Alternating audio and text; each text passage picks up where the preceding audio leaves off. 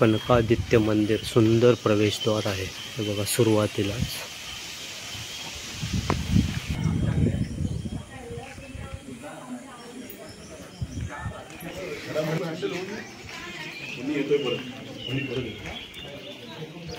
इथे एक विहीर आहे पुरातन, तर हातपाय धुवूनच मंदिरात प्रवेश करायचा।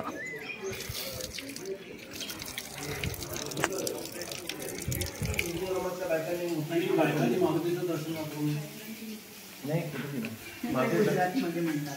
तसं नाही, थांबा सांगतो कोणत्या बायकांनी करायचं नाही, तुम्ही सांगितलं नाही, तुम्ही सांगतो काय ते तुम्हाला सांगतो ते मारुती दर्शन करू नये असं नाही, कुणी करू नये असं नाही, ते काय सांगतो लग्नाला बायकांनी करायचं नाही। का नाही करायचं? मारुती लग्नाला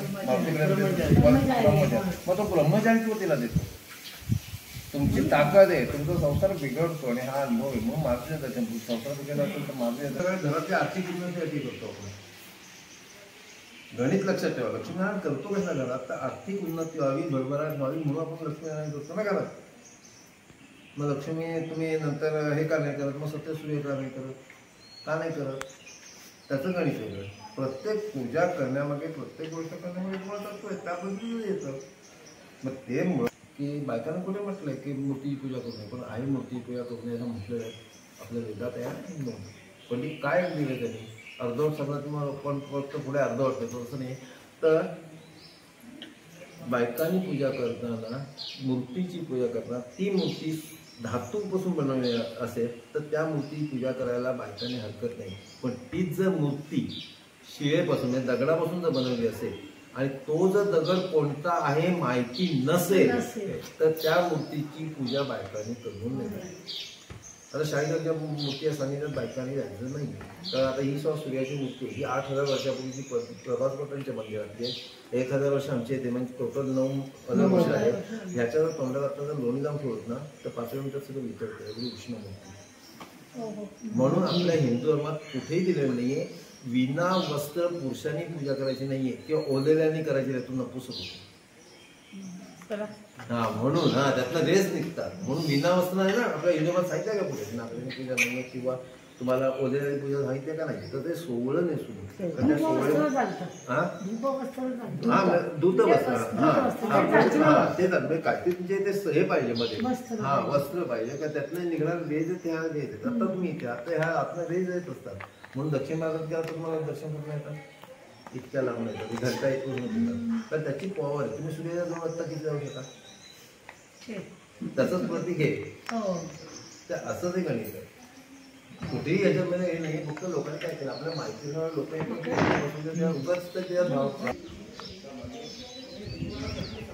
इथे सुंदर विष्णू मंदिर आहे हे बघा, त्यामध्ये सुंदर अशी विष्णूची मूर्ती आहे। आर्या दुर्गा देवीचं मंदिर आहे आणि त्याच्या बाजूला हनुमानाची मूर्ती आहे, तसेच इथे आर्या दुर्गा हे आहेत मूर्त्या आहेत। आणि आता आतमध्ये आर्या दुर्गा देवीचं हे बघा सुंदर असं काम आहे, आतमध्ये नक्षीकाम बघा खरोखर सुंदर अप्रतिम आहे।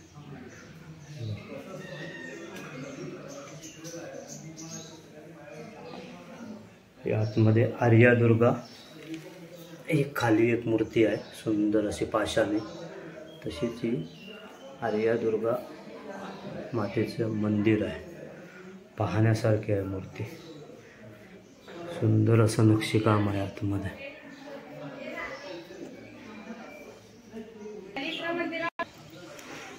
बाजूला श्री शंकराचं मंदिर आहे आणि पूर्णपणे इथून वाकून आतमध्ये जावं लागतं मंदिरामध्ये। हे बघा सुंदर अशी एक पाषाणी मूर्ती आहे श्री शंकराची पिंडी रूपात, पिंडी आहे पण कुठे इथे समोर नंदीचं मात्र दर्शन झालं नाही, कारण मी बरेच मंदिरं फिरलो तर समोर नंदी विचारू आपण त्यांना। सुंदर परिसर. आता बरेच शंकराचे मंदिर फिरतो, पण या शंकराच्या पिंडी समोर मला नंदी दिसला नाही. त्याचं कारण हा सिद्ध केलेला शंकराचा मूर्ती आहे, म्हणजे पिंड आहे. ओके. हा सिद्ध पिंड आहे, म्हणजे तिथे नेऊन जिथे कुठे जिथे मूळ शंकराची मंदिर आहे तिथे नेऊन तिथनं आणलेली. तिथनं आणलेल्या मूर्तींच्या ठिकाणी नसतो नंदी.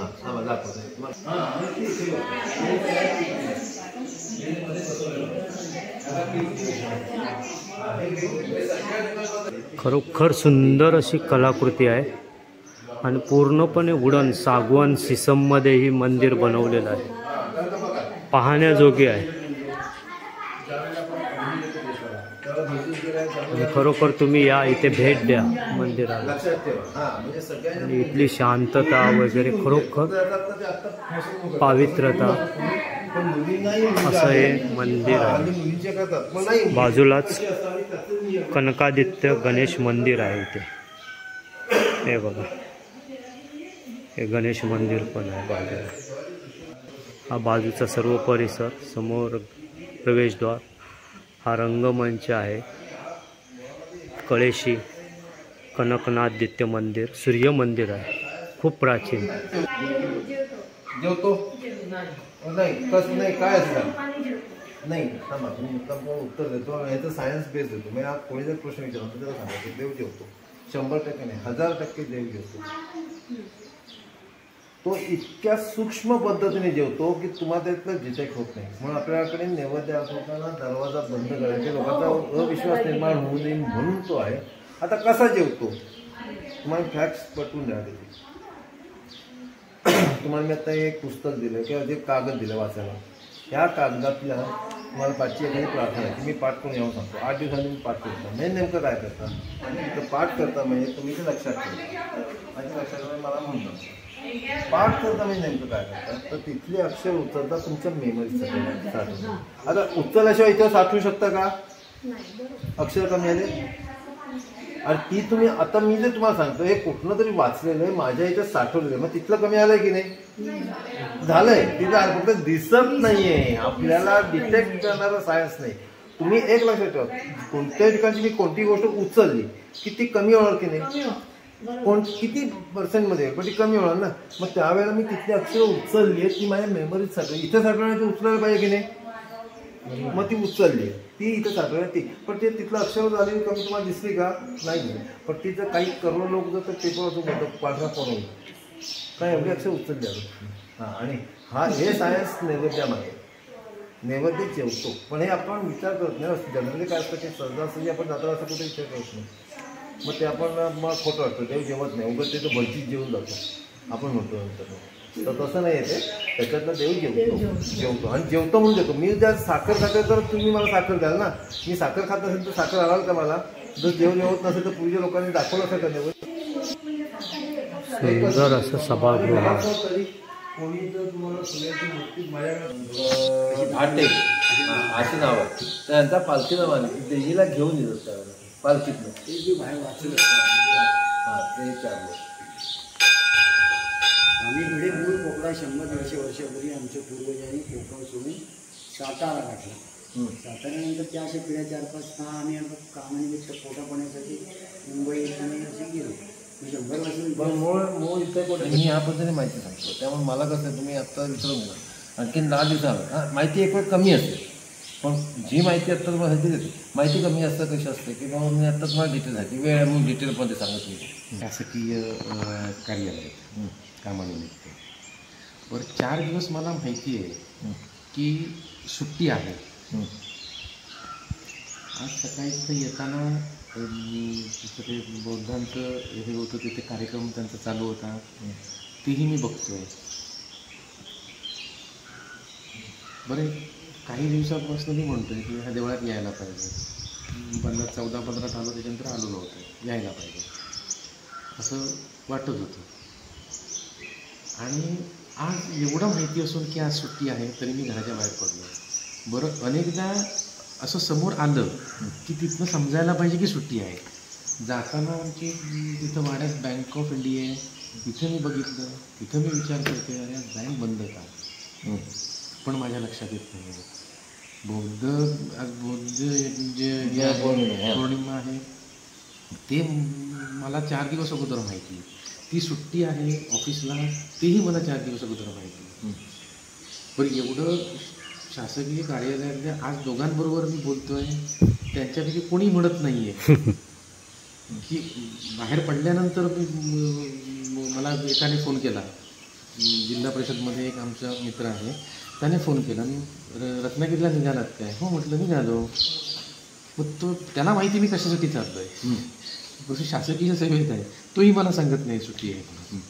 दुसरा एक मित्र आहे तोही सांगत नाही सुट्टी आहे. एक आमच्या साहेबांशी बोलणं झालं तेही म्हणत नाहीत आता निघता येता वाटेतच. आणि हा इथं आलो आणि काय म्हणतोय गर्दी असेल ना त्यांची वगैरे निघेल ना, आणि मला क्लिक झालं आणि तोपर्यंत आम्ही फाटा क्रॉस करून पुढे गेलो. परफेक्ट गेटच्या एक जवळच असताना आम्हाला क्लिक झालं.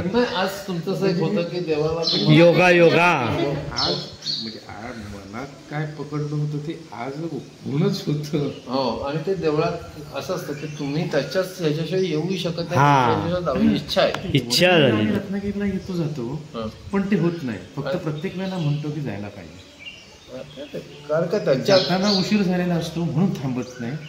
येताना घाई असतं, येताना कामातच उशीर होतो म्हणून थांबत नाही. बरोबर. म्हणजे कशी गाठभेट झाली बघा, अगदी बरोबर तिथेच आम्हाला कळलं. एवढ्या सगळ्या त्याच सुट्टी आहे, एवढ्या सगळ्यात आमचे लक्षात येऊ नाही. आणि इथेच लक्षात यावं, लक्षात यावं नाही. तेच असतं, त्याचं ठरलेलं आहे. तुमचं नशिबात तुम्ही ज्या दिवशी जन्माला येता ना त्यावेळेला आपण घेऊन येतो. आपण फक्त कट्यापोटी, त्या कट्यापोटी जो जशी बोटं आली तशी आपण फिरतो फक्त.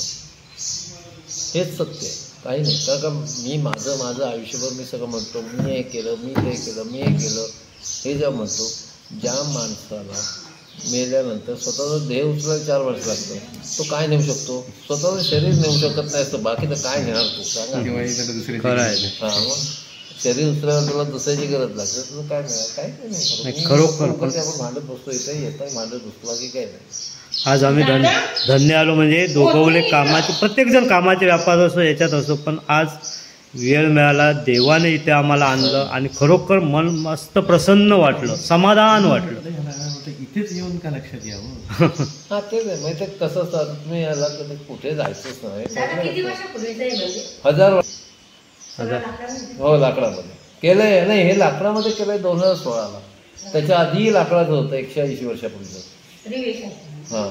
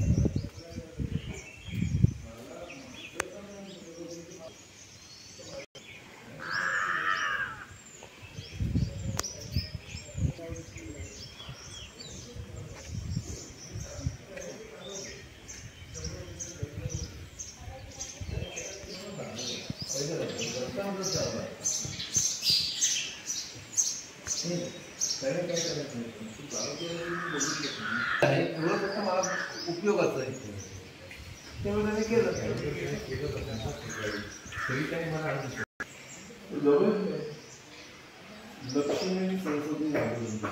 त्याच्याकडे सरस्वती नाही आणि ज्याच्याकडे सरस्वती आहे त्याच्याकडे लक्ष्मी नाही.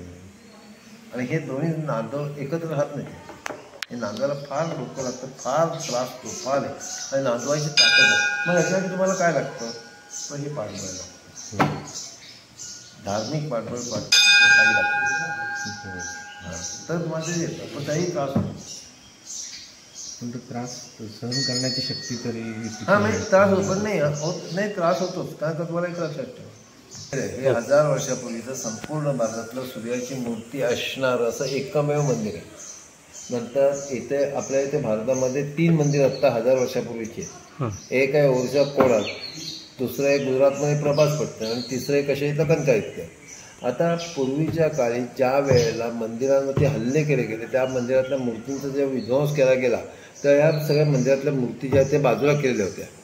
तर असंच हे मंदिर, एक कोणार्कचं एक मंदिर आणि एक प्रभास पट्टणचं मंदिर. तर ही जी मूर्ती आतमध्ये आहे ती 1000 वर्षापूर्वीच्या प्रभास पट्टणच्या मंदिरातली, आणि ती तिथे वेरावळ या बेटावर ठेवली होती. आणि ही मूर्ती तिथनं नंतर सुरक्षित राहावी याकरता दक्षिण भारताकडे जेव्हा पाठवली गेली वेरावळ बेटावर, तेव्हा ती समुद्रमार्गे दक्षिण भारताकडे जात होती. त्याच वेळेला जाता आता ते जहाज इथनं संध्याकाळच्या वेळेला कशीला समुद्र आहे या तिन्ही बाजूनी, तर तिथं खाली जात असताना त्यावेळेला हे जहाज इथे अडलं गेलं आणि ते जहाज अडलं गेलं, थांबलं गेलं, समुद्रात अडकलं गेलं. ते नावाने प्रयत्न बघितला की जहाज मागे पुढे कुठे जात आहे का, कुठेच जात नव्हतं. नावाची कंटाळा त्याने आपलं संध्याकाळची वेळ झाली, रात्रीच्या जेवणचा झोपी गेला. त्याला असं रात्री स्वप्नात दृष्टांत आला की तुझ्या जहाजाची मूर्ती आहे, इथे राहायचंय. मग त्यानुसार त्याने ती मूर्ती राहायचंय. तर दुसऱ्या दिवशी सकाळी उठल्यानंतर त्याने ती मूर्ती घेतली आणि नंतर तो मूर्ती ठेवण्याची शोधत आला सुरक्षित जागा. तर त्याला असं आढळलं की समुद्र किनाऱ्यावरती एक निसर्गनिर्मित अशी गुंफा आहे, त्या गुंफेत त्याने ती मूर्ती नेऊन ठेवली. आणि नंतर ती कनकाया सूर्योपासिकेने ती मूर्ती आणून इथे स्थापना केली. मग कनकाने आदित्य, कनकादित्य असं नाव आहे. कनकादित्य, हां, सूर्यमूर्ती. सूर्य